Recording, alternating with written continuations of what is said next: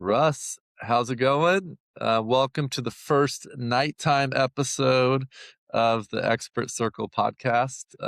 Yeah, happy to connect with you and hear your story about how you got started with Simply Trees in Utah. And so, yeah, let's dive right in. Tell me a little bit about yourself, your background. Yeah, what it's like. Haven't interviewed anybody from Utah. What it's like there. I remember going to Utah. There wasn't like a lot of trees in the basin, but I guess people are probably growing trees since I've been there. But do you guys get up in the mountains, or yeah, tell me about Simply Trees. Yeah, thanks, Matt. I Simply Trees is specifically fruit trees for the most part. I do have customers that, you know, it's really easy for me to get a fruit tree client and look around and be like, hey, that tree, this shrub, this needs done, and I can upsell Yep. along. But I've just Yep. found that a lot of times clients have a lawn care company that does the pruning, which is mostly just shaping the shrubs and cutting the branches away from sidewalks. Basically, that's as much pruning as they do. So, I can upsell and do ornamental pruning, but I I prefer and primarily focus on fruit trees.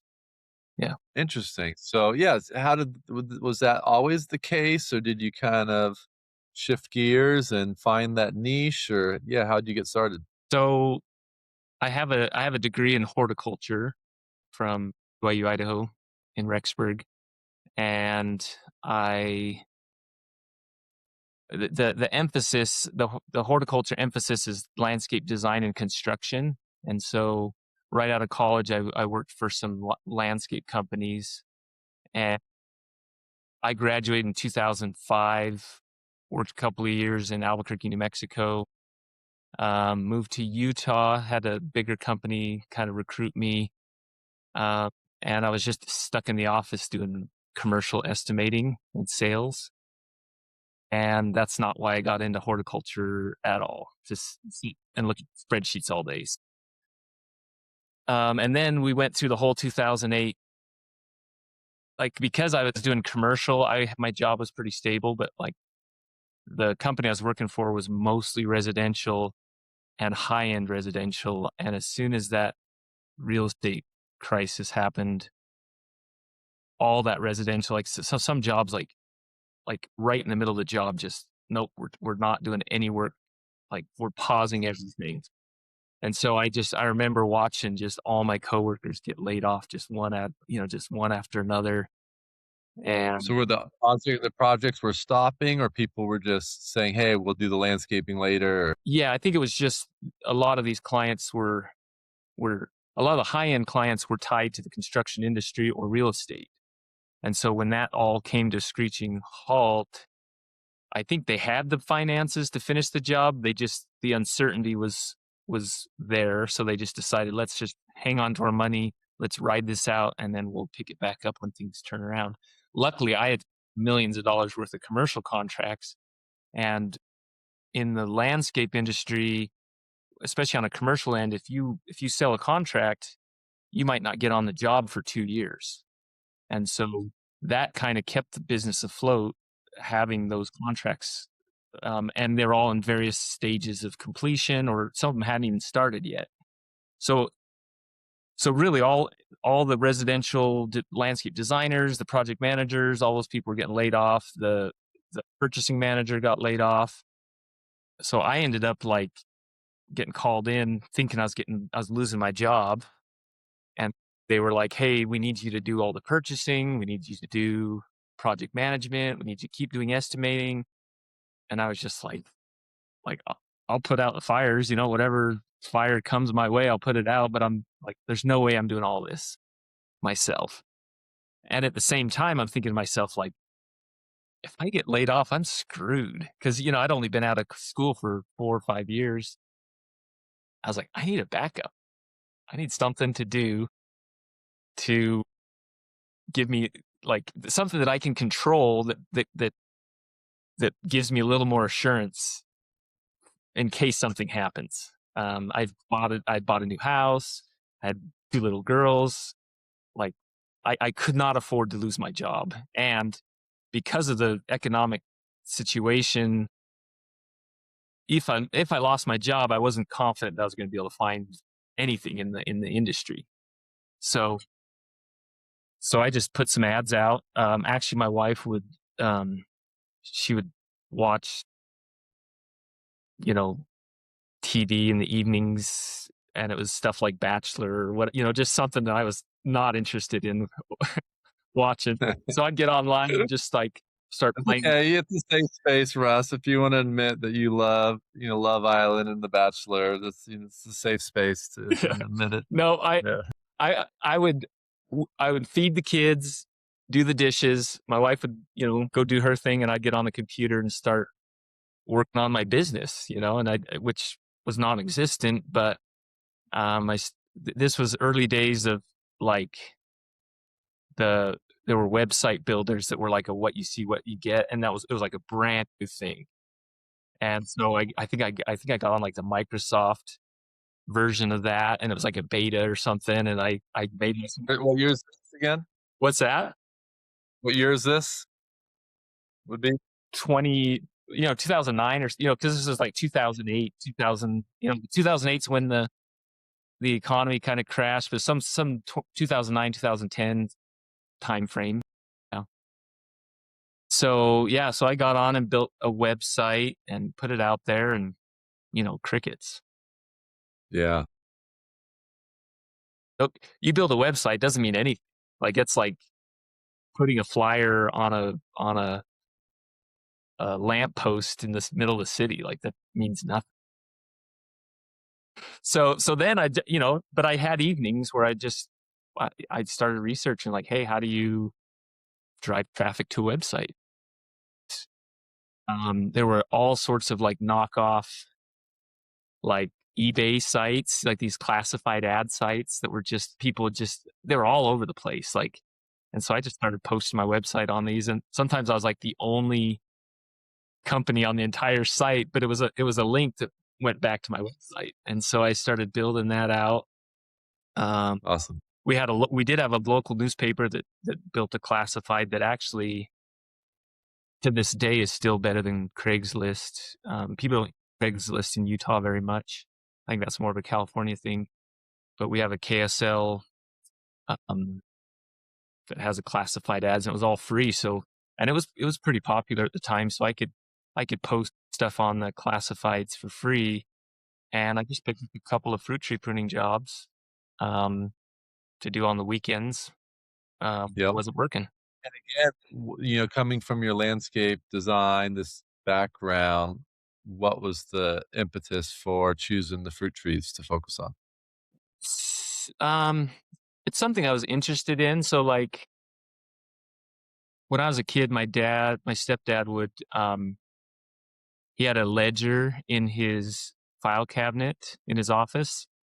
And I have 4 brothers, and he basically said, here's a list of chores you can do around the house. I'll pay you $5 an hour. And Yep. if you see something else that's not on this list, feel free to do it. Keep track of your time, fill out the ledger. When you want to go to the movies or have a date or something, like I'll pay you based on what you've documented, basically. So I always just gravitated towards the garden. My parents always had a big garden, and I'd rather pull weeds than wash windows or something. And Dad still on that work ethic. yeah, Let's go, Dad. Yeah. so we had some Russian olive trees. This was when I lived in New Mexico, and we had just these big, weedy, thorny, nasty Russian olives that were just kind of, they're a weed. But they look okay. They just are kind of invasive. So I'd go out there and just not knowing what I was doing, I just cut branches out of the tree in such a way that I could actually get into the tree, because they were kind of multi-stem, just glorified bushes, basically these huge shrubs. So I just kind of prune them up so that I could get inside there and just kind of thin out the interior and just shape up and look nice. And the neighbors would come over and be like, "Hey, are you available to hire?" Yeah. Sure. Like, and then Sure. how much does your dad pay you? $5 an hour. I'll pay you 8. Okay. So I started working for the neighbors, just doing random landscape jobs, and Before college, I worked at the Home Depot uh, in the garden center. I kind of liked plants. I could identify plants pretty good just having been around them. Yep. And then I love hunting and fishing and backpacking. So I um, I went to college for a year, and my major was wildlife management. Okay. And the advisor basically said, "Hey, just so you know, if you love wildlife and this is your major, most of your classes are gonna be plants because wildlife eats plants. So like you got to take a botany class, you got to take all these classes that are soils, all Yep. around plants. So Yep. I took the botany class and some other classes, and chemistry and stuff. I really enjoyed the plant side of things. And then I served a mission for my church in the Philippines for 2 years after that first year of college, and just loved like the exotic fruits there, the mangoes and uh, Wow. sorts of cool stuff, the bananas and stuff. Mm. And then when I came back, I was like, I think I'm gonna get a degree in horticulture instead of wildlife management. Yep. Oh, so I did 3 more years and got my degree in horticulture, and yeah, Awesome. and then I got stuck in the office. What kind of you guys are like apple trees? I'm trying to think what kind of trees do well in the colder climate there. So so we have here in Salt Lake. There's actually north of us. There's a lot of peach orchards. So peaches do well here. Apples do well, but they just get hammered by codling moth. So Okay. most people that have apples just have learned to cut the worms out, basically. And Yep. because even if you spray every week, you're still going to have worms probably. Yep. And then we had plum. So basically, apples, peaches. Apples and peaches are probably the thing I prune the most. And then we have plums and apricots. The apricots here bloom early and freeze most years. Yeah. So it's just, we don't do anything like you can grow in California, but yeah, just the cold season. It's interesting to me. You got Georgia peaches, and you wouldn't think of Utah peaches. Yeah. And I don't know that Utah, there are some large scale orchards way north, way south of Salt Lake, but nothing like Washington State or, yeah, some of these other fruit production. Salt Lake, you guys are on is that right? The leeward side of the mountain after all the snowdrops, it's kind of drier in Yeah, so Salt Lake. Salt Lake is up against the Wasatch Mountains, and it's between the Wasatch Mountains and the Great Salt Lake. So as storms come across the valley, they pick up moisture. If you look at the Great Salt Lake, it's huge. Well, it's smaller than it used to be. Every year just kind of gets smaller and smaller as people use more and more of the water before it reaches the lake. But traditionally, yeah, the storms come across the lake and just pick up a whole bunch of moisture, and then when the clouds go up over the mountains, they just dump, and that's why Utah is just known for the skiing. So the valley is very much, if the city wasn't there, it would just be sagebrush. But the mountains are so tall, they get a lot of snow. The backside of the mountains are, filled with um, conifers and aspen and stuff. So, It's like Southern California. You guys are watering and growing stuff in the valley yeah, down there. yeah. Every drainage that coming out of the mountains has a small stream, and they've kind of uh, they stop those and store the water, and then a lot of municipalities have secondary water plumbed to the residences, and so you can get kind of cheaper water by using that secondary water. But they're finding that there's a lot of just like California, there's a ton of repercussions to pulling all that water out and Yeah. putting it in the lawn before it gets to its final destination. Yeah. So how have you found serving kind of the niche of, doing fruit trees? has that expanded into kind of a little bit of everything? And is that you feel like underserved kind of, Yeah, so it's uh, definitely, because it's such a niche, it's really been easy to market fruit tree pruning because it's just a way to set myself apart from all other tree pruning companies. And a lot of tree companies, they love stump grinding, tree removal, the utility work. And so it's a little more competitive, I feel like that type of work is. And a lot of my customers call tree companies, come look at the fruit trees, and they're like, I don't know, I don't trust my guys to do what you need done. And so they're really people, there are, so basically I have two types of customers. I've got the retired, so this is general, right? This is the avatar. I have two avatars, they call it. Um, the first is the retired school teacher that spent every summer managing his garden, growing fruit trees. He's frugal. He's tucked money away his entire career. His wife is like, honey, I, I'm not going to watch you get on that ladder ever again. You are too old for this. Call a professional. And he planted that tree 30 years ago and he's been maintaining it for 25. He doesn't want some random dude to come just butcher the whole thing. So yeah, because his wife is making him get off the ladder, he calls me, and he calls a lot of companies, but he realizes, like, this guy has a degree in horticulture. He specializes in fruit trees. I trust him to do my tree. I don't trust the guy that just has a crew of random people that he got off the street. So that's my first kind of avatar. And then the second one is the guy that buys the house from that guy when he moves into an old folks home. So where, yeah, that guy has, he's, by now that house is worth a lot more than it was. Like, it was just a small house with a nice size yard. And this new guy buys it because it's got mature fruit trees. It's got a garden space. It's close to downtown. It's like, he doesn't really care about the floor plan or how it looks. So he's going to remodel the whole thing, but he wants to keep those fruit trees alive. interesting. So those are kind Yeah. of my two main Yep. customers. Cool. How does thinking about your different avatars, how does that help you with marketing? How does that inform how you run your business? So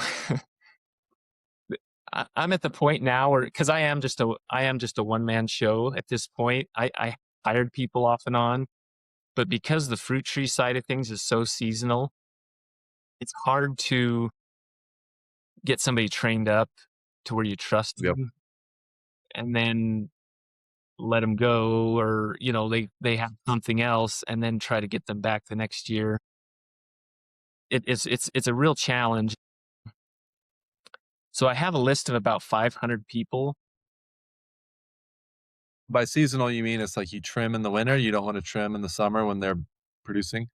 Yeah, because you want to do it while they're dormant, because as soon as I prune earlier than I should, but it's kind of like there's an optimal, like, maybe 3 or 4 weeks for pruning fruit trees, and it's right before the buds break, right? Gotcha.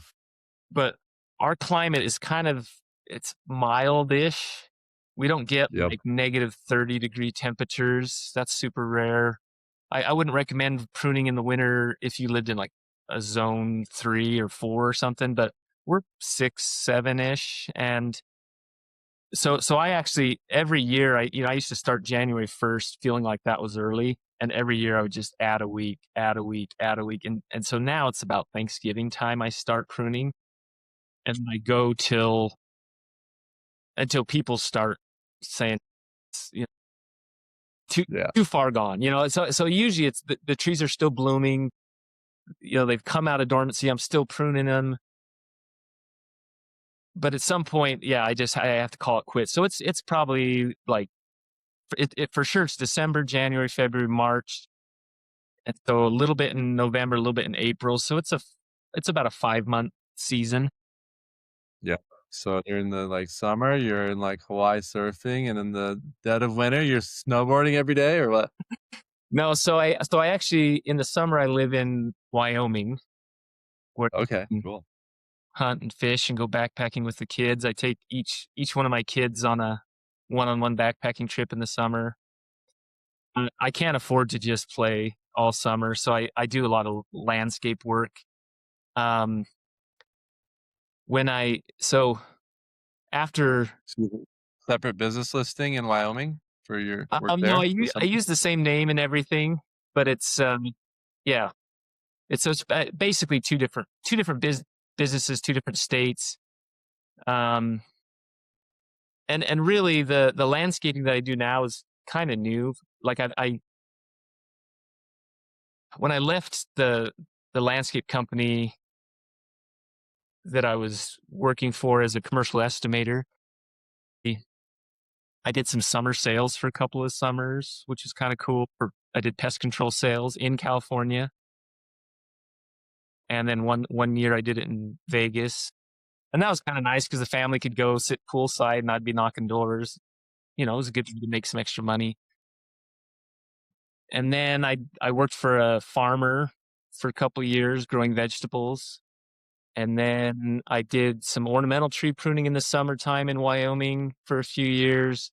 I started like a big tree nursery for a couple of years, planting trees for people.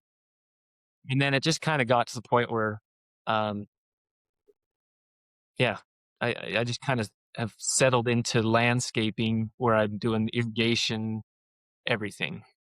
Um, Cool. I, And that helps kinda complement everything and where you're able to, stay busy in those other months. Yeah, so I do manage a small orchard in Wyoming, and I'm done in Utah. So like, let's say the second week of April, if I'm done here and I go to Wyoming, I still have snow on the ground and the trees haven't even started to bloom yet. Yep, So then I can transition from pruning fruit trees to pruning the orchard and doing a dormant oil spray with some copper fungicide.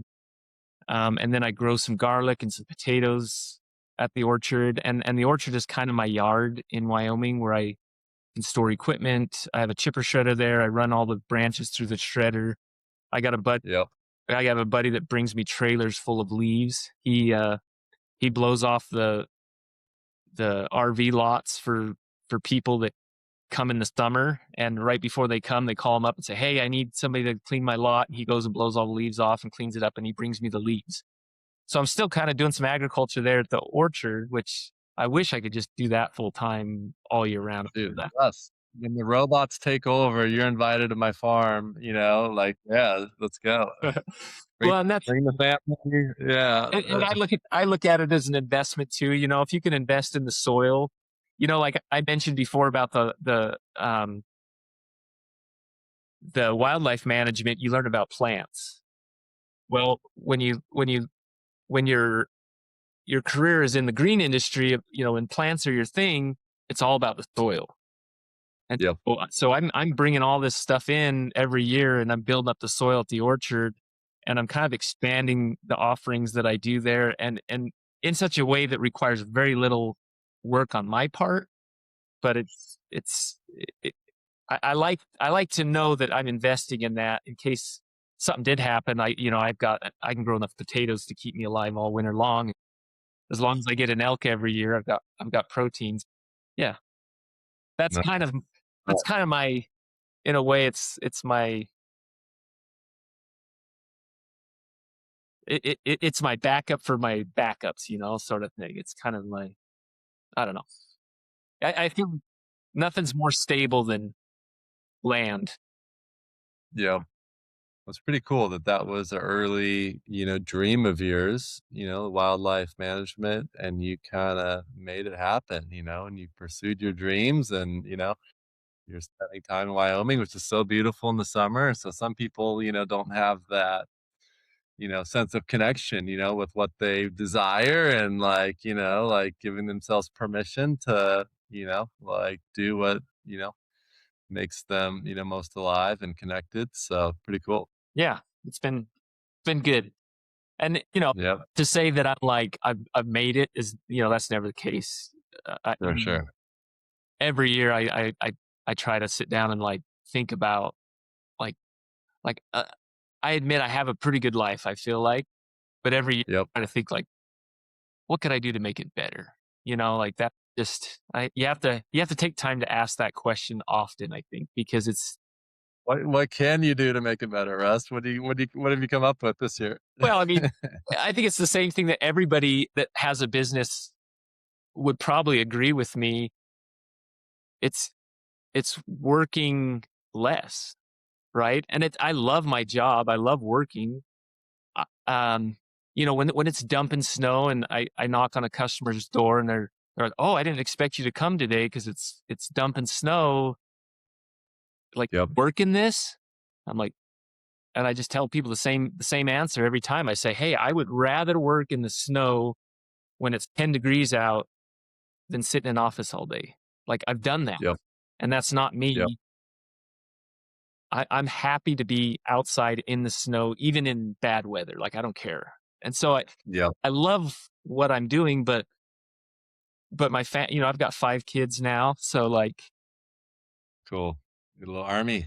yeah, well, and I'd love to spend more time with the family. As much as I love work, I just think everybody would agree that the more you can spend with family and the more you can do the things that you love, the more fulfilling your life is. And work is just a means to to to to do the things that you love.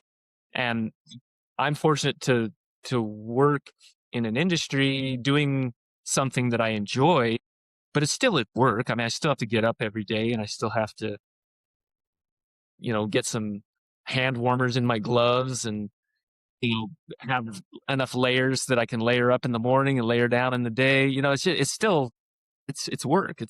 I'm tired at the end of the day. My muscles are sore. I sleep well, but I mean, So what does that look like for you? Is maybe just doing what you're doing now, but getting like maybe fewer jobs, but higher paying jobs with better, clients? Or is it growing your crew out, getting a bunch more leads and growing your crew out so that you can get them set up and go off to whatever, soccer practice with kids? yeah. So what I'm working on now is I would say that like I'm at max capacity when it comes to fruit tree pruning.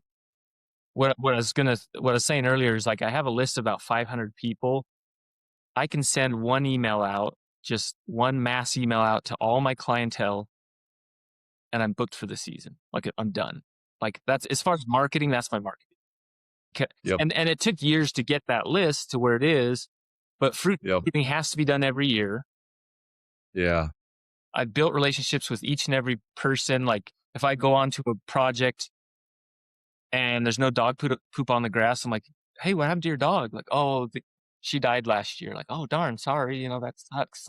Yeah. Yeah. Like I know these people. Some of them I've been pruning trees. I've been pruning their tree for 15 years, and so I've built a relationship with people. I can just send an email out. I'm booked for the season, so there's really no market. And working more hours isn't gonna make me more money. I've been raising my prices every year. I don't know that I can raise it much more than I have. Mm, but yeah, working more hours, like I can't. Like there's not enough light in the day, and working 7 days a week is not healthy either. I find that if I do 4 or 5 days a week, I can get just as much done as if I did 7 days a week because you're just Yeah. as efficient if you're working 7 days a week. So there's nothing I could do to really make to max out what I'm doing now, but what I would like to do, and that's part of the reason Child, why child, child, child slave labor. You got 5 of them. Let's no, go. no, I've tried. No, not They're my yet. kids are the worst employees ever because no dad's a pushover. I can be way rough, especially I've got 4 girls, so I can be Okay. I can be pretty tough on an employee. You can't be Yeah. can't a dad can't be very tough on his girls or else they break down Yeah. and tear Yeah. Yeah. truck. They know how to get that look. Yeah. So No. So what I'd like to do, and that's part of the reason why I agreed to go on this podcast, is because this might be an opportunity to kind of reach out to some other home service companies, specifically lawn care companies or people that manage nurseries that have an off season in the winter time. So like in the summer, these lawn mowing companies, they're slammed. They don't know what to do with all they just have more work than they can handle. But then Yep. they come around to October and they're just like, crap, now what am I going to do? Because Yep. there's not the margins aren't good enough to really, unless you have a huge, super large scale project or large scale, large volume company. The margins just aren't good enough to get you through the winter. And so people do all sorts of creative winter work. So I'd like to partner with some lawn care companies and help them develop a fruit tree pruning arm to their company where we're utilizing maybe their best guy that they'd like to keep busy all winter. We can utilize a truck that's idle and a trailer that's idle. And fruit tree pruning is not like other tree companies. I don't even need a chainsaw. I don't need a bucket truck. I don't need a 12-inch chipper shredder that can shred a log in 10 seconds. I don't need any of that. Just need some hand tools and a ladder. But yeah, I'd be interested in reaching out to. I have reached out to a few people, but I'm in the process of just trying to streamline some of my systems so that if I do expand by partnering with other lawn care companies, that I have some of these systems in place. Because as a one-man show, I can get away with all sorts of random stuff without. I don't need accountability because it's just me. But Yep. I'm trying to develop some accountability for myself that I can then expand um, to some other companies and just partner with them to where we can work together, utilize some of their idle resources in the off season, and they'll probably find that they'll make more money in the off season than they do in the on season because I just Yep. think the margins are much better on tree companies than lawn care companies. Yep. Yep. And that's always something that's hard, right? In those winter months, keeping the guys busy, right? And they have the same problem as you with hiring everybody during the slow season. What do you do with the good guys? How do you keep them, active?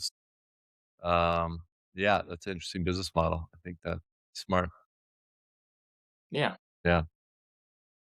Oh, okay. So you're training up those young guys and they would you imagine they're working for you or they're still going to be working for that company, but you're coming in to partner somehow and to Yeah. do rev share jobs or Yeah. It would need to be a, I'm going to go back to when I was sitting at the computer while my wife was watching TV. One of the things that I learned about marketing, search yep, engine optimization was a new term that I'd never heard of. And blogging was like a big deal. Like that's how you drive traffic is through blogging. And so I started a blog writing articles about how to prune fruit trees. So I've really, and I have a YouTube channel. Um, the, bl- what's your blog? the blog is simply, it's, well, probably the easiest way to get there is, fruittreecare.info. Okay. And I'm not a writer. I'm a horticulturist. So, you know, take it for what it's worth. It's got a lot of information in there, but you'll see typos and glitches in the, as the software updates. I'm not keeping up with updating my side of it to match the software side of it.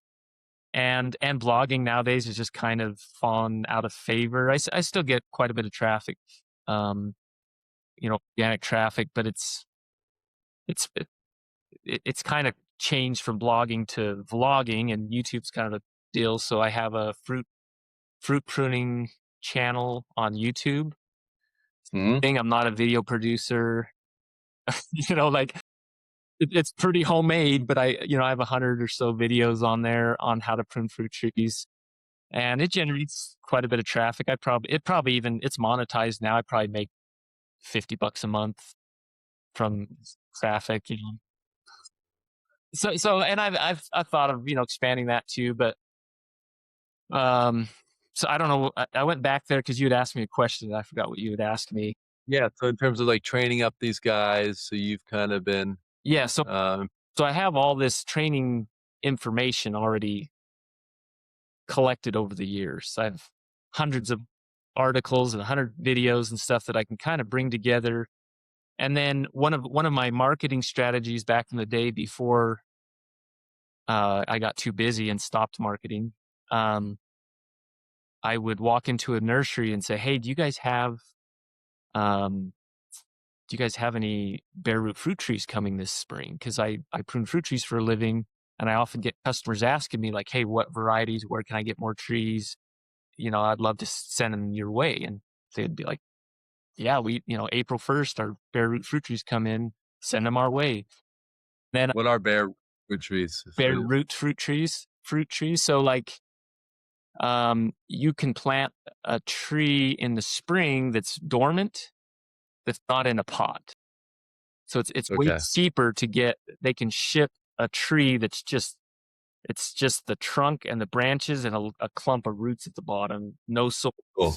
And because it's Yep, dormant, they keep it cool and moist. And because it's dormant, you can just put that in the ground and it comes out of dormancy. And it actually gotcha. is a better way to plant fruit trees than to plant potted trees. And when you go to the nursery and buy a planted fruit tree, it's just a bare root tree that they put in a pot, put some soil in there, and waited for a few weeks, and then they charge twice as much for that, Yep, which got it. they should. I mean, there's labor involved and there's soil and pots and all that stuff. But if you want to get a lot of fruit trees cheap, you can go into the nursery and say, "Hey, when your bare root come in, I want to grab it before you pot it, save a few," Okay, and it's just a better quality tree. So yeah, I would go in there and just strike up a conversation about fruit trees, and then I would just ask them, say, "Hey, if you want, I could do like a free uh, class on how to prune fruit trees," and that could bring people in, and they could sit down and learn about how to prune fruit trees. And while they're here, they're most likely going to buy some stuff before they leave. And so, yep, yep, so I built a lot of my list that way, just doing free classes in nurseries on how to prune fruit trees.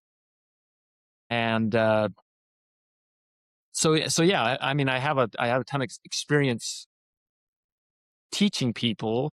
I've got all pictures and the videos and the blogs, and so and even one of the services I used to offer this. I don't do it much anymore, but I used to offer like a one-on-one fruit tree pruning workshop at a customer's house using their specific fruit trees as the example. So we yeah, they would hire me, and for 2 hours I would just show them how to prune, and I would be like, "It's not done because this is like a 8-hour job, but we spent yeah. 2 hours on it. Now go for it, and know if you have any questions." And most of those customers would end up being like forever customers. They'd be, "You know what? I don't want to learn this. It's too complicated. You just do it." So I have lots of customers that were once, a customer of mine from the pruning class that became just a regular customer. So Yep, I don't know. yep, Just gives you an idea of all the different options of ways to drum up business that is free or inexpensive, or it's providing a lot of value yep, yep. for free. And I don't know, it's just a good way to I, I feel like when the blog was at its peak, I think people would start reading through these blog articles, and they would decide like because each individual article is just a piece of the whole puzzle. And to get the whole puzzle, they'd have to invest hours and hours of time reading through these articles. And they would start and they'd go down this rabbit hole and be like, "You know what? This is the guy that I just need to hire." And they pick me up, and they would just have already decided that I was their guy. Sure. I didn't have to compete with anybody. Like Yep, yep. they already decided, like, "Hey, this guy provided me a lot of value. He knows Yeah. what he's doing. I'm just going to hire him." And the Do price you is a non-issue. do you find that people have a more of an emotional attachment to their fruit trees than just the random whatever pine that's in their yard? Oh yeah, big time. Yeah, You know, to the yeah. point where I make people cry sometimes. because like I said before, some of these customers have been pruning their own trees for years, and I come in, I'm like, you've been pruning it for years. That doesn't mean you were doing it right for years. So I have to do what's called corrective pruning, which sometimes requires me to make some hard cuts that they wouldn't. There's no way they would do those hard cuts. Yeah. But I tell them straight out, look, I have no emotional attachment to this tree. This is not my tree, but I need to Sure. do what's best for it. So like, Yeah. if you see a drastic difference, it's because I'm doing what's right for it. And you may not get much fruit next year, but what I'm doing is going to have long-term benefits, both in health and fruit production and visually too, because some of these trees they're ugly. Yeah. And so yeah, it's Yeah. people have a very strong. They're almost like pets. Some of them, like they have very strong attachments to these trees, and that's part of the reason why they're not just going to hire any Joe Blow to come prune them. Yeah. Do you recommend it? I mean, it seems like, you have a niche. It takes more skill, more expertise to do what you do, than maybe trimming some other, um, trees. And, it's always good, obviously, to have a defensible job. The more skilled your job can be, the better it is, less competition. What would besides going to horticulture school, what would a tree trimmer need to do to get into that space and learn about that? Um, and then we could talk about whether it's worth it and whether they should just partner and have these kind of synergistic relationships, referral relationships or I mean, there's a there's a lot of information online, and anyone can learn how to do it. But it's Yep. like any sort of skill, you can understand it, but you're not going to have like an expert status until you just start doing it. And even, I Yep. felt like I knew how to prune fruit trees from day one just because of my horticultural background. Like I understood the science of trees and the anatomy and the physiology, and I understood the tree at a deeper level than the average person, and so I felt like I knew what I was doing. But I look back at some of the first customers I had, I didn't know what I was doing, but I could do it better than they could. So Sure. and I wasn't, I don't know. Part of me wants to say that if you just have to do it to get good at it. Yep. But on the other, Yep. I have some customers that hire competitors, I have some customers whose neighbors hire competitors, and sometimes they don't know, they clearly don't know what they're doing to the Seems like you point. might just almost it's like a feeling, like you have to be a little more connected and a little bit more like, hey, it's kinda a little more of art form than the typical job, which is just like in and out, hack and slash. Yeah, I mean, even just tree companies in general, I feel like, and this, not all tree companies. There's a lot of great tree companies that are very knowledgeable. There's this ISA certification. Um, there's continuing education required for that. Like, there's a lot of tree companies that emphasize the certifications and the continuing education that have really knowledgeable guys on their crews. But there's a lot of companies, and I think it's just in the service industry in general, there's just a lot of people that I would say are borderline scammers, but they don't know that they're scammers. They think that they're doing a service for somebody, but like when it comes to a fruit tree, if somebody comes in and cuts all the fruiting branches off the tree, they're not doing the customer service. They're getting paid to do something that's detrimental to a valuable asset, Sure. which is a scam. But the thing is they don't know that they're scamming the customer. They think they're doing a service, Yeah. but they're not. Yeah. They don't understand what they're doing. So I think it's important to understand the basics and do it to learn how to do it. But you hear people like, well, I've been doing it this way for 30 years. You've been doing it wrong for 30 years. Like that's not saying that you've been doing something for 30 years. That doesn't mean anything. Yep. Yep. Married for 21 years, 22 years. That doesn't mean I know how to be a good husband. Like, I fail at that all the time, So it's like anyone that's married can relate to that. Like, yeah. So yeah, we can all. It's important to just keep learning and get better. It's important not to get stuck in your way of doing it and just think that that's the way it's supposed to be done because that's the way you've always been doing it. And I think a lot of training that happens in companies is somebody that knows what they're doing teaching somebody that doesn't know what they're doing, and it's not, they're not teaching why, they're just teaching this is how we do it. And I think that that's dangerous in any industry. It has nothing to do with how you do it. It has everything to do with why are you doing it that way. Yep. Yep. So Interesting.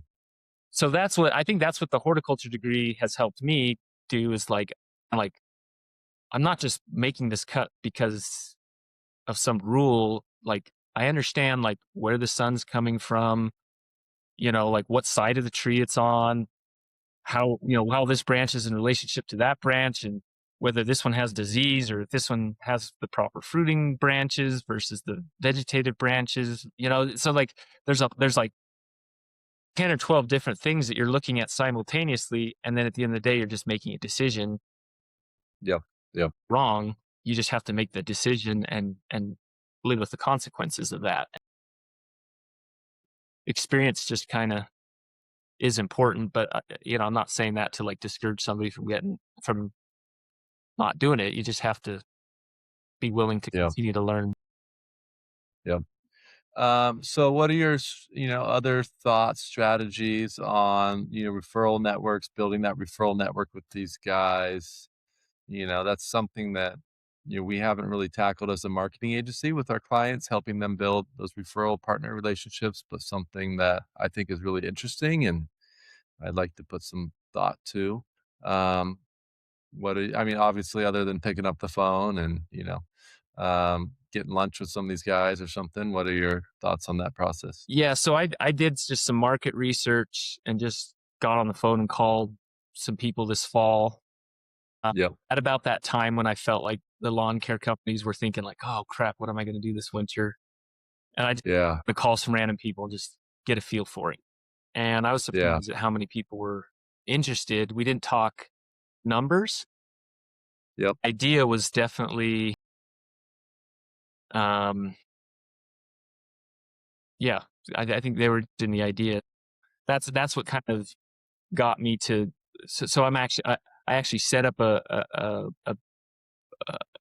I've I've partnered with a service that does exactly, I think, what your company is doing. Um, Okay. my brother started a software company that does the scheduling. I've got a gal in the Philippines that can make the phone calls. She can do reviews. She can do. So I got that set up, which I think. So I think what you got is definitely something that's needed. Uh, I did set that up for the first time this year. And I just thought it was interesting after you were explaining it to me how I feel like that's important. And so I got that set. And then I'm working with my brother-in-law, who's an accountant, to set up the financial side of things.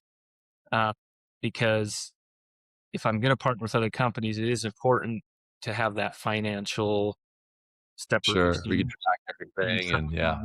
tracking. But yeah, I'd like to have it more like an ongoing commission type thing, so that I'm offering an ongoing service versus just a one and done training.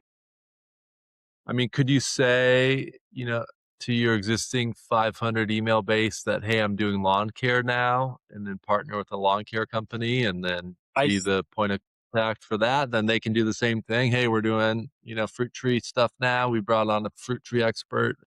Yeah, I certainly could do that.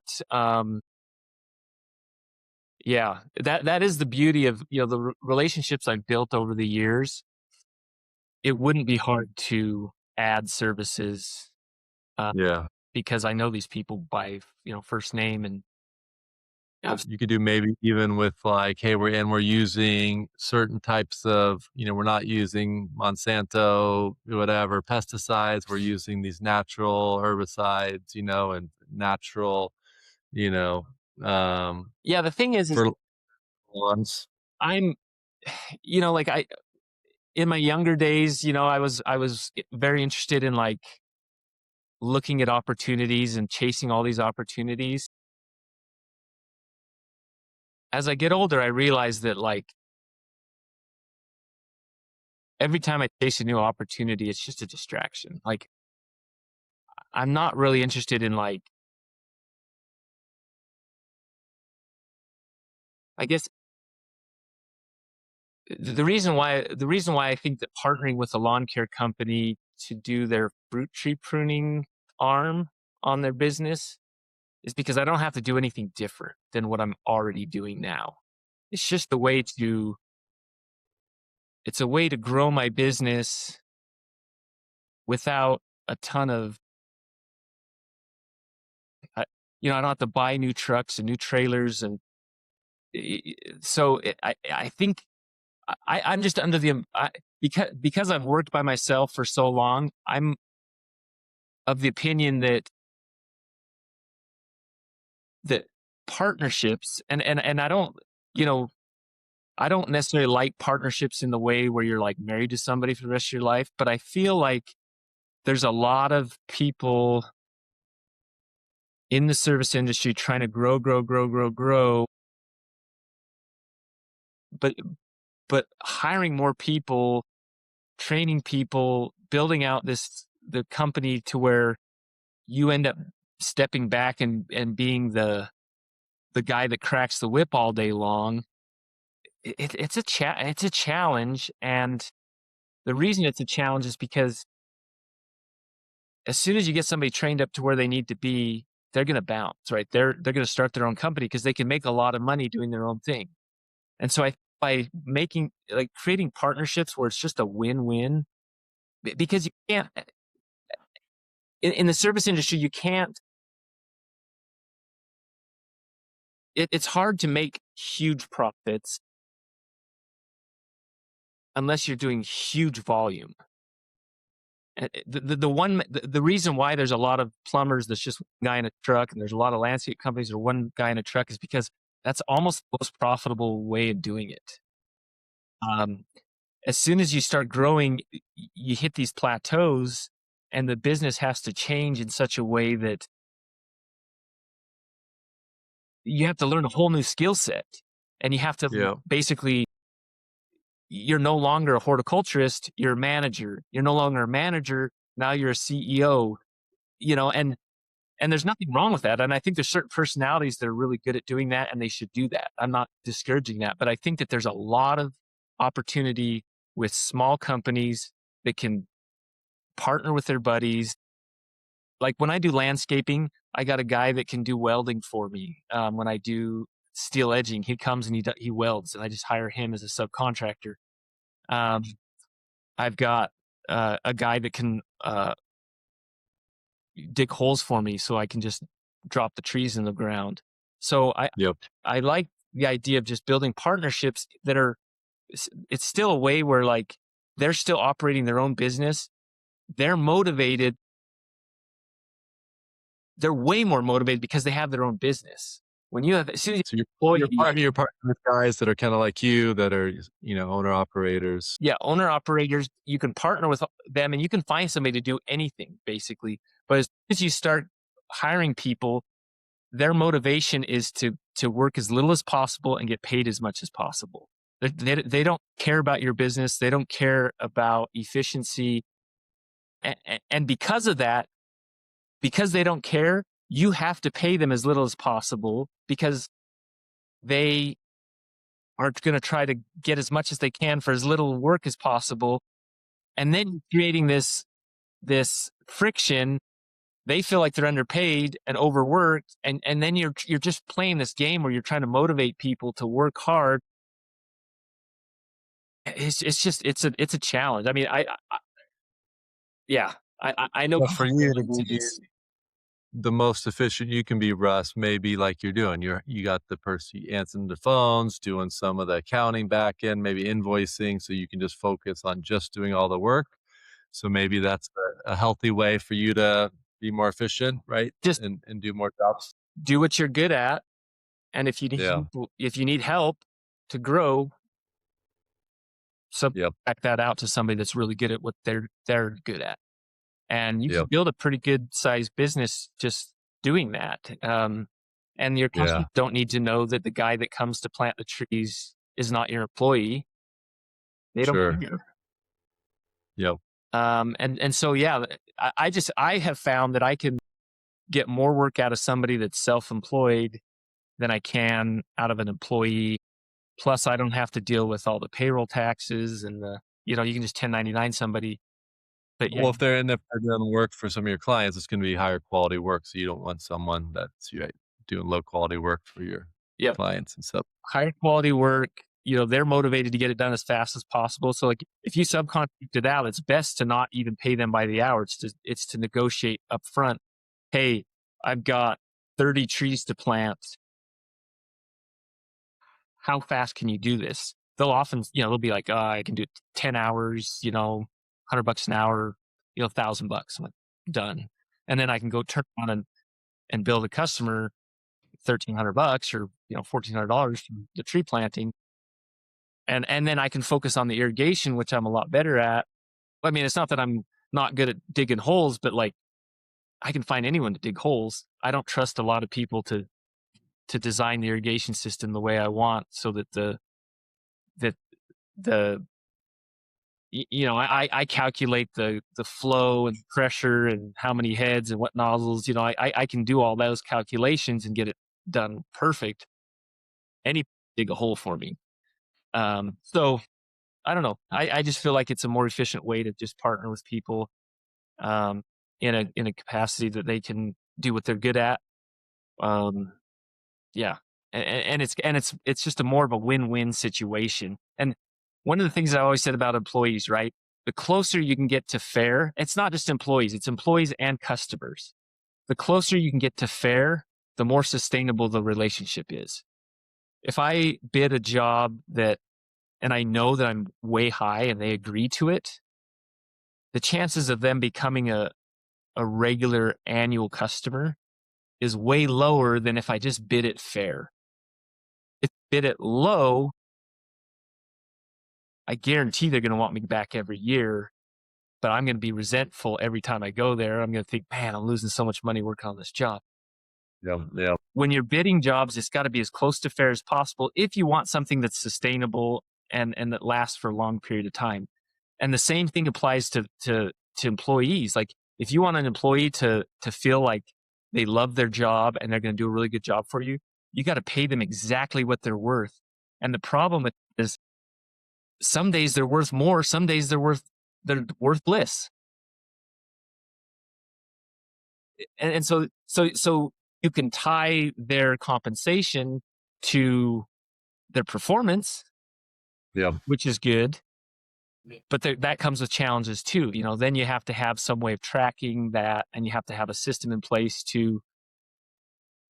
So it just has to be. It literally has to be real time for relationship to be sustainable. You have to have real time adjustments on compensation so that people are getting paid exactly what they're worth, no more, no Yeah. less. So it's Yeah. hard. I don't know. It really stands out, Russ. Like I, have a lot of these conversations and, a lot of business owners are, stressed and they're juggling so many things. I think having to juggle payroll and, managing schedules and so many different clients, and then they're having to do more jobs, right? So, to pay for their crew of 4 people or 2 crews of 8. So they're having to do so many more estimates and the whole thing, right? Yeah. And I don't come across a lot of guys that seem to have the work-life balance that you have. And so I think it's really important to distinguish that, and what you said is, I think we're in the world of so much information and, it's like hard to pick the right information or to specialize in the right thing because we wanna be great at everything, and there's a million ways to be rich on Instagram or whatever. Yeah. And but picking the one, like, is the superpower today. Is we have too much information, and picking the one thing and knowing the one thing and having that self-awareness to know what to focus on is huge. Yeah, and like I said, I do a lot of different things. I'm not focused on one thing, and to say that my work life balance is where it needs to be that's not true. Like, just talk to my wife; she'll disagree with you 100%. But like, one of the beauties of being self-employed is that it's not that my work life balance is good. It's just I'm in control of my work life balance. Like, I can work as much or as little as I need to. I still got to pay my bills. So that's the one thing. But maybe not as much stress because you don't have the noise of trying to go in a million different directions. It sounds like your energy is kinda you might work a lot and long hours, maybe something, but the Yeah, one of the things that I always say about work, right? Work is fun. I like working. I don't I don't see work as, like, sometimes work is a bad word. Like, people are like, "Oh, that sounds like a lot of work." Like, work is not hard. I mean, hunting is a lot of work. Backpacking is a lot of work. I love those things.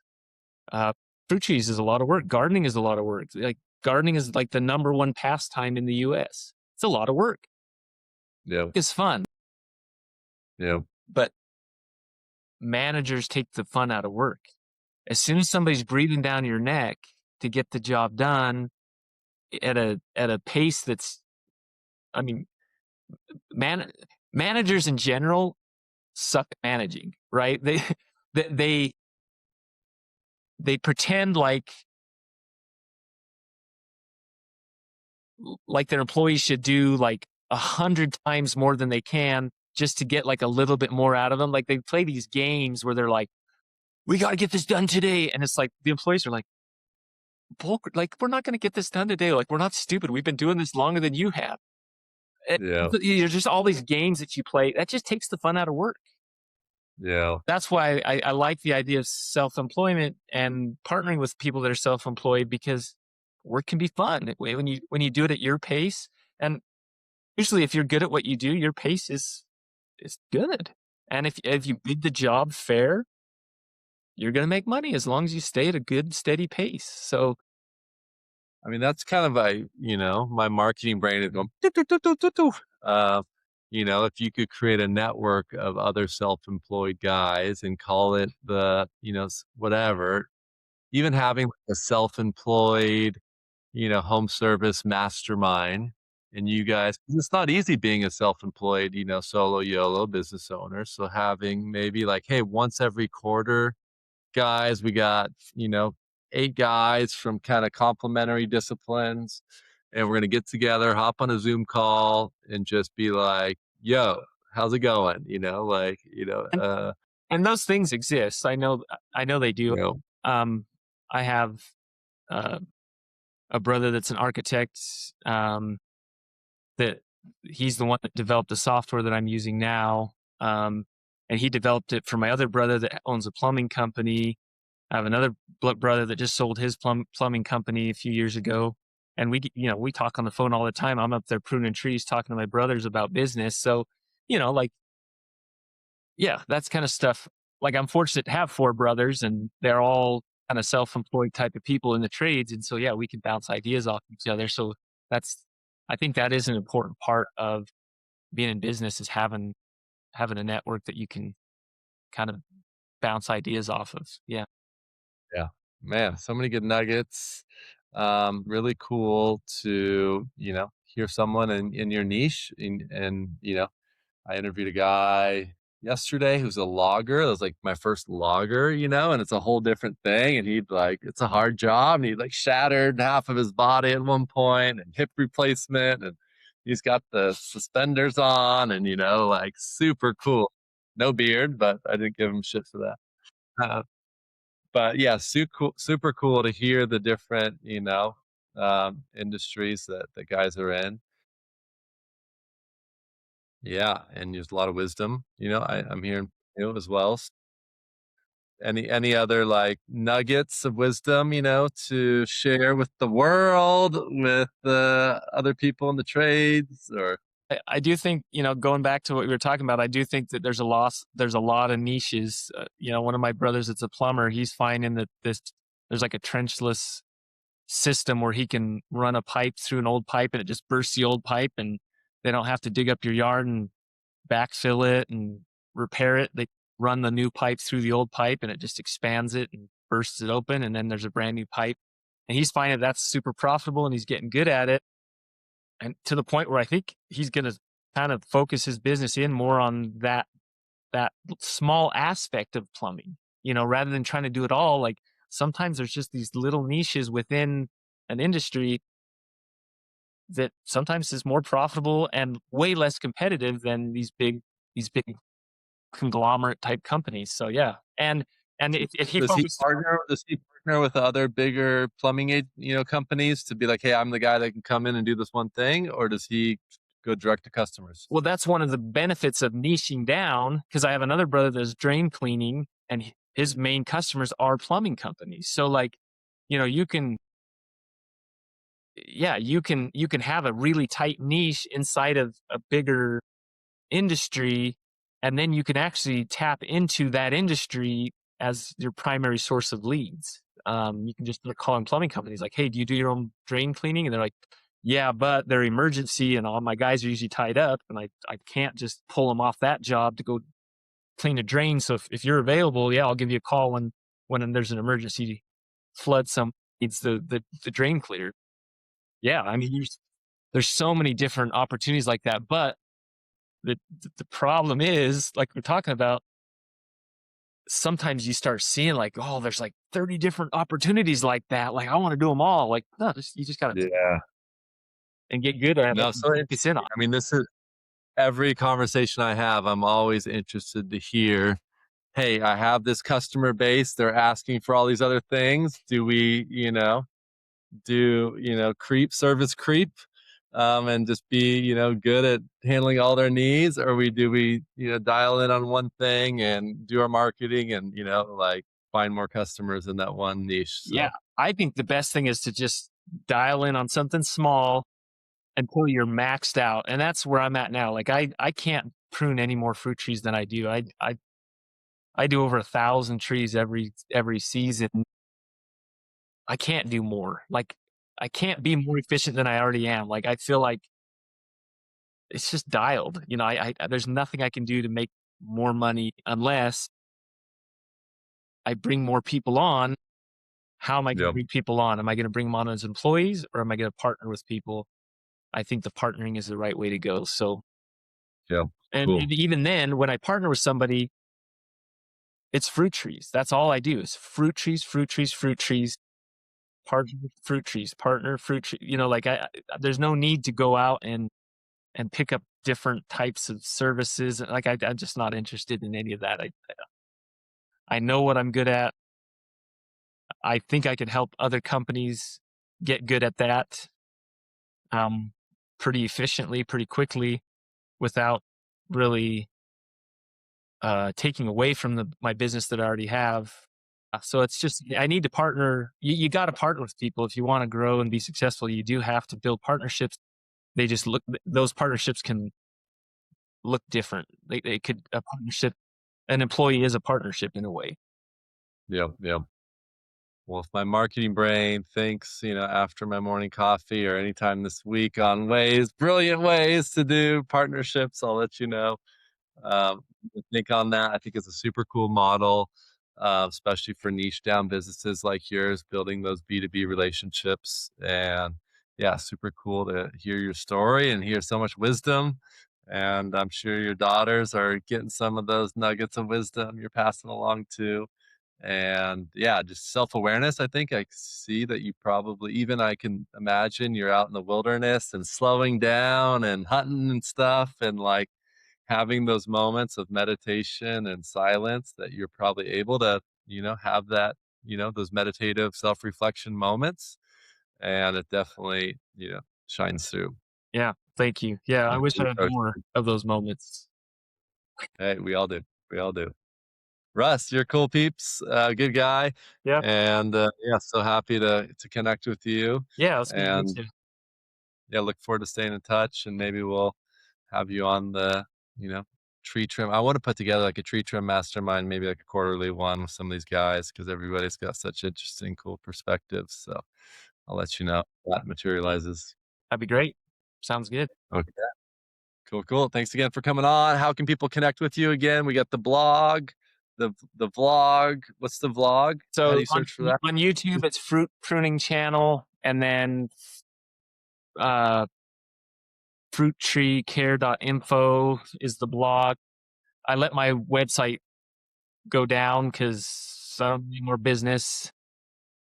And then, yeah, my email's russ@simplytreesut.com. It's at simplytreesut.com. Okay. Very cool. If you need, you can handle one more client. If he's got spot room for one more, 1001. I've got room for some partnerships. I don't have room for clients. So if somebody's interested in partnering, learning more about fruit tree pruning and how they could add that to their existing business by utilizing some of their idle resources in the off season, I'm your guy. Yeah, very cool. That's a great opportunity. It's a win for their guys, keep them busy, and you guys can partner, generate a little extra revenue, help their clients out. So love it. Okay, Russ. Okay. Have a great evening here, and yeah, talk to you later. Okay. Sounds good. Okay, there we go.